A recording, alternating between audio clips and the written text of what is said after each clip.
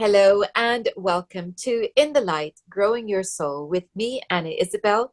And I'm delighted to introduce my guest, who is Elisabeth Brooke. Hello, Elisabeth. Hi there. Thank you for inviting me. Well, normally we are talking on my other channel on about astrology and plants and medical astrology, but you have come out with this gem. Aging Gracefully, a holistic guide to later life, which in truth, I think this is about living gracefully and a holistic guide to living. So, um, what prompted you to write this? Because I jest, but I think what I'm saying is this book is so useful. I don't feel that it's just for older people. I feel like I wish I'd had this when I was 20. Yes, I mean, originally it was in response to growing older and thinking about what's the recent research? What are people saying? What's true? What's not true?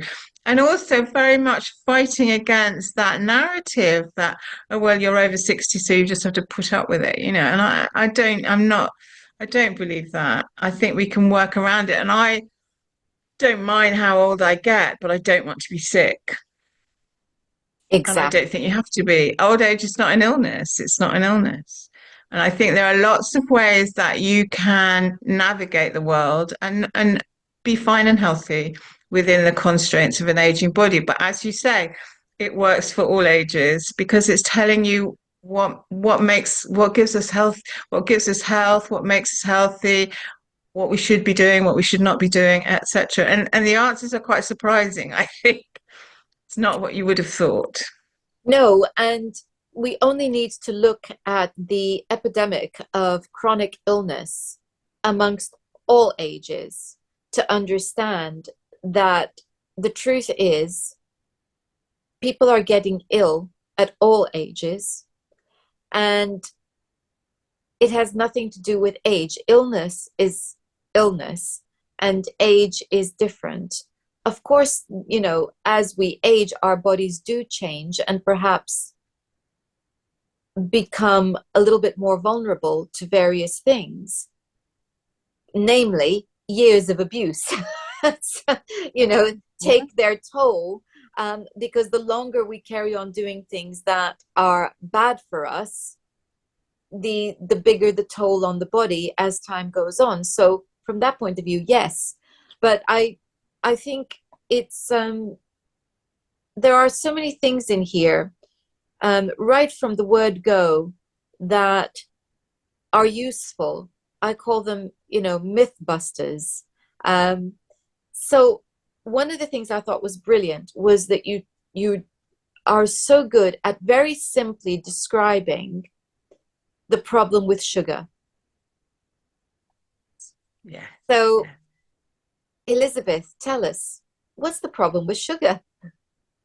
Problem with sugar is, in fact, one of the doctors I follow is called Dr. Mark Harmon, and he said we should treat sugar like a recreational drug, i.e., you want a glass of wine, you want a joint, you want some sugar, okay, but have it as a special occasion. You should not be having it all day and every day, because what has happened is sugar has been incorporated into our diet from breakfast to lunch. And what that does is it triggers the pancreas to release insulin, and we have raised levels of insulin in our blood, which is a complicated process. But basically, it irritates all the systems of the body. It irritates the brain. It irritates the circulatory system. Irritates the gut, and eventually the body starts to break down because sugar is really important. For example, the brain, sugar is really important. Glucose is important for brain health. But if you have too much, if the insulin response is endlessly triggered, then the body loses the ability to manage blood sugar levels. And in fact, they say that Alzheimer's is type 3 diabetes, type 2, but type 3, because it comes from those raised levels of insulin and sugar in the bloodstream, and that whole method of controlling our blood sugar gives us inflammation throughout the body, in the gut, everywhere. So essentially, the overuse of sugar creates an imbalance in the body, which leads to inflammation in any or every area of the body. Exactly. Yes. Yeah. And for example, we look at high blood pressure, and you say, "Oh, there are plaques in the blood vessels." The plaques are there in response to inflammation. They're not causing anything. So all this stuff about cholesterol is nonsense. It's nonsense, and it has been proven clinically to be nonsense. Likewise, there are these things in the brain called amyloid patches, and they're trying to prove that that causes dementia. Again, it's like, when you have irritation on your skin, the skin gets hardened, doesn't it? If you have continued irritation, it gets hardened and it gets calcified. The same thing happens in the brain and in all the other vessels of the body. So the amyloid patches in your brain are there in Alzheimer's, but they're caused by sugar imbalance. They're caused by chronic inflammation in the body. And so it's a result. It's not causing Alzheimer. It's a result of the imbalance of the sugar in the body. Yeah. And you mentioned cholesterol, and I think that's another big one because obviously it's been painted as the bogeyman, and especially, what they call bad cholesterol. But I've recently come across some research that showed that actually the cholesterol is there to help fight inflammation and that it is a result of inflammation. So rather than it be the cause of the problem, that it's just been in the wrong place at the wrong time holding the gun. And everybody thinks it's the thing that's doing it when actually it's there to help deal with inflammation. Is that correct? It's correct. That is correct. Absolutely. And so cholesterol is quite helpful for the brain. It's quite helpful. Women particularly need more cholesterol than men. And cutting down on cholesterol will not necessarily improve matters at all. So this massive prescription of statins, for example, has some serious side effects like heart conditions and also affecting things like dementia. You're more likely to have dementia if you've been on statins for 20 years. They have found. I mean, the thing with medical research, one thing shows one thing, and then you get the opposite coming. But basically, statins are not helpful. The problem is not cholesterol. The problem is our terrible diet and our imbalance, the imbalance of sugar in the body. And it can be managed it very easily. They have managed to cure, in quotes, type 2 diabetes. And the way they do that is through diet. Cut out sugar, cut out refined carbohydrates, cut out highly processed foods, eat really simple foods, fast a lot, which gives your body a chance to recuperate. Fasting is really good for the body. And they get rid of type 2 diabetes, no drugs needed. The same with all the other conditions. I mean, the trouble with Alzheimer's is that the brain degenerates before we realize it. And so I don't know if diet would reverse it, but I think you can certainly take measures to protect your brain. Have you come across any research on coconut oil in relation to dementia? MCT, medium chain triglycerides. Yes, yes, yes. It's supposed to be very helpful to the brain. The brain is the part of the body that uses the most glucose, the most nutrients, because it's very, very energy intensive. So yeah, MCT is definitely helpful. Definitely. And that is to be found within coconut oil. Yes. Okay. Yeah. I wondered whether you'd come across that because I've come across that recently, and I have been putting a teaspoon of coconut oil into some warm water with lemon juice in the mornings, and very much enjoying it. So yes, good. Okay, so you have come across that. That's wonderful. Absolutely, absolutely. The other thing for the brain are omega-3s. Processed food has more omega-6 than omega-3, and the two are balance each other. What we need are lots of omega-3s, and the brain needs lots of omega-3s to function effectively. So get lots of, well, it's oily fish, but if you're not into fish, you can use it as a supplement. There's a great vegan supplement called Nothing Fishy, um, which is from plankton, I think. I don't know quite where it's from, but I take omega-3 supplements. They're really good for the brain and for the hair and the nails, but certainly you find the effect on memory. Yeah, definitely.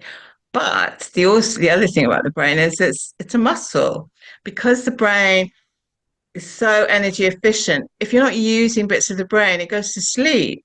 And if you haven't used it for a long, long time, these bits of the brain, it decouples basically, and it can be reawoken, but you have to use your brain. And that means you have to do new things with your brain. It's no good just go, because if you go through your habitual day, lots of things we do habitually, don't we? Even our work we do habitually. But what the brain needs is new input, new stimulus. It needs things that tax it, things that make it think, things that get the neural pathways firing off in new directions. Because the more you do that, the more alive your brain will be.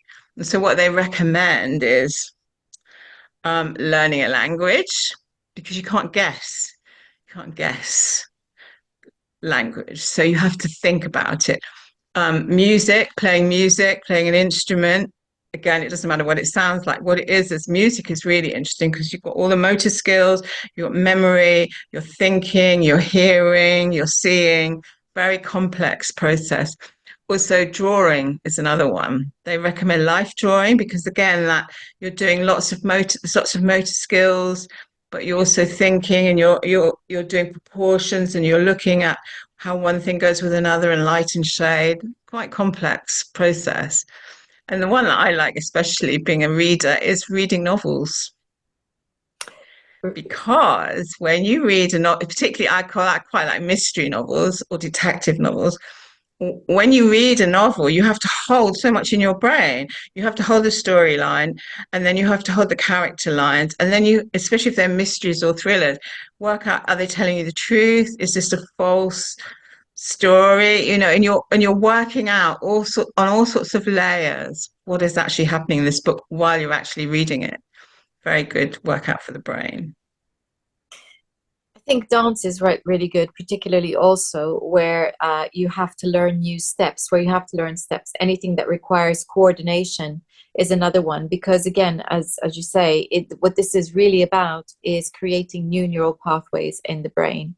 And when we do that, getting the two hemispheres to work together is really helpful. So this is where learning something new is important because it stimulates the creation of new neural pathways in the brain. And we need that. One of the things that happens when we are suffering from depression is that we shut down. And part of that means that we're not using our brains in the same way that we would normally be.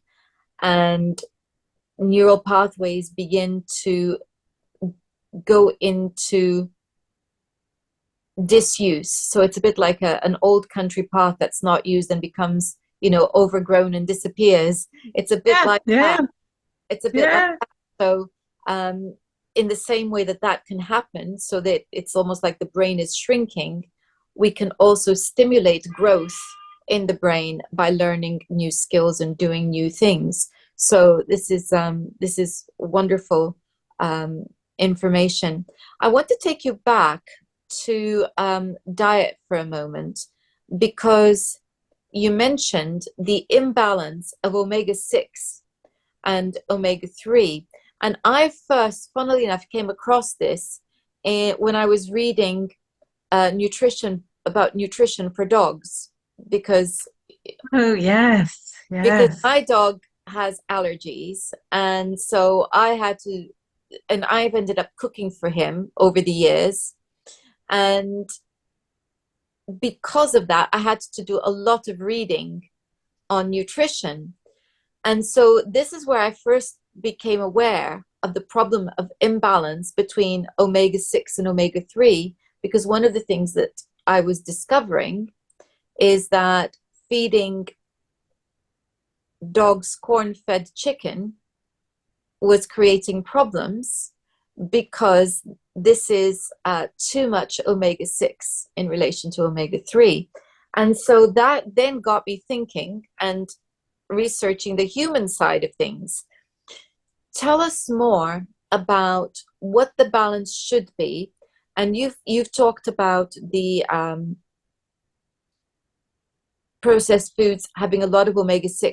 Why is that? Can we just clarify that for people? Generally speaking, it's because of seed oils. By seed oils, I mean rapeseed oils, cheap sunflower oils, which are created through an industrial process, and have we have been told that they're good for us. And the research was, what do you say? The research was faked, basically. And when they revisited the research, which was done in the 70s, they found out they forgot to add some results in. But basically, seed oils push up your omega-6 levels, and it's like a seesaw. The more omega-6 you take, the less omega-3 you're likely to absorb. So you need to keep that balance there. And that is the reason I believe, and lots of people believe, that chronic illness has got a lot worse, because since the 70s or 80s, seed oils have been a high part of our diet, a high part of our diet. And chronic disease has increased, I don't know, more than tenfold, especially, as you said, chronic disease in young people. And they believe it's to do with not just the chemicals in the food, but the imbalance between omega-3s and omega-6, which comes from seed oils, which, as I say, are a chemical byproduct, and nasty. You point out in your book, and I think this is absolutely right, that on the whole, over the last decades, people have shifted the diet to cut out animal fats and include seed oils. And that if indeed animal fats were the issue, we should be seeing a huge improvement in public health. Instead of which, we are seeing public health deteriorate at an alarming rate. So clearly, the advice that's been given as to what we should be eating can't be good advice, because the result is there to be seen in every doctor's surgery all across the Western world, which are following this advice that was given. So I think that that's a very stark wake-up call statement, really, because we don't think about that. We just think, well, this is what we've been told and we're doing the right thing, and we don't understand why it's not working for me. Actually, the reality is it's not working for anyone. Wow. No, no, it isn't. And saturated fats are not the baddies. In fact, saturated fats, even, coconut, which is sort of in the middle, but butter, lard, all of that, those kind of saturated fats are not bad for you. Obviously, if you eat too much of them, they're a bit of a strain on the liver, but they're not bad for you like seed oils are. And it was a very cynical operation by food companies to promote seed oils and say that was the problem. The problem was a saturated fat. The problem was not sugar, and the problem was saturated fat. And that is so far from the truth. So far from the truth. And as you say, they've skyrocketed. And I'm not really one for conspiracy theories, but it is true that the food companies and the pharmaceutical companies are in lockstep. So, high blood pressure increases, everyone gets statins, everyone's happy, lots of money made, and it is true that it used to be the military industrial complex was the biggest business in the world, and now it's the pharmaceutical industrial complex. Yes. Well, I think that says it all, really. I like the way that you start the book by looking at all of the nutrition issues, because we know that that has an impact not just on the body, but also on the mind. But then you also go on to talk about the obvious one, rest, sleep, the importance of sleep. And what might surprise some people is to find a chapter on happiness and Oh, yes, yes. so tell us about that. Well, there's like a list of all the things that have an effect on you in old age, and you would think of not smoking, having a good diet, etc., etc. At the top of the list is how connected you are within your community, and that translates as happiness. People who are happy don't get sick, or they get sick less, or they get sick less severely, and it's really important to put that balance in. There was a project in Somerset called the Frome Project, which was a GP looked at her patients and discovered, the 80-20 rule, that 20% of her patients took up 80% of the money in the practice. And she wanted to work out what the problem was. Why were these 20% of patients using all the resources? And she discovered it wasn't really medical. They were lonely. They were living in bad homes. They needed someone to get their shopping. They needed to be engaged in the community. And the results were extraordinary. The results were extraordinary. They measured how much these people cashed in prescriptions and also went to hospital, in the A&E. And those rates just plummeted because these people were connected instead of being lonely and feeling useless and feeling unconnected and, well, lonely actually is a really big thing. They connected into society, and what she did was they made lists of all the groups that there were in their area. They got all the volunteer agencies and the statutory agencies all combined, and they just talked to them and find out what they needed. They might have needed help with exercise. They might have needed, a men's group. They might have needed, I don't know, some more benefit advice. Extraordinary results because, we're social animals. We are. We're not designed to be on our own with a TV screen. We are really not designed. And if you want to live a healthy, happy, long life, get out there and talk to your neighbors, connect with your community, find something that you want to do and be around people. There's so much. I mean, I started to make lists and there's huge numbers of things you can do, like knit and natter clubs. And there's these things called men's sheds where the guys get together and they make stuff and then they talk about their feelings. Walking groups and book clubs. There's so many things. Just get out there and talk and connect. And that makes you feel like a worthy member of society, of the human race. And that is what makes you happy, particularly things like volunteering, because they did research about giving, and giving gives you such a buzz, much more than receiving. So being a volunteer is obviously it's a heart-opening experience, but also in terms of your health and your mood, it's extraordinarily powerful. Yeah. It is. And I think that the thing about giving is that it's about contributing. So the reason that volunteering is such a powerful thing and that giving is so powerful is because it enables us to feel like we are contributing and that we are contributors. And that then turns us into people who are a creative force in the world. And that is what makes our hearts sing, to be able to be creative, to be able to do things that are meaningful and to feel like we are contributing to others. That makes us feel valuable. So when you think about the negative attitudes that are held within our society about aging and how the elderly are more and more being treated as though they are an inconvenience and, dare I say it, a disposable inconvenience. This is turning people who have a wealth of experience and knowledge acquired over a long period of time into people who are of no use or value in society. And nobody thrives when they're getting the message that that's what they are.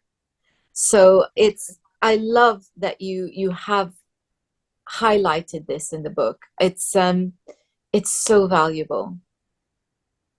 Yeah, and people who are happy live longer lives, live better lives. You can be happy, and it doesn't take money. It doesn't take much. It takes turning off the TV, which because that's a major cause of unhappiness.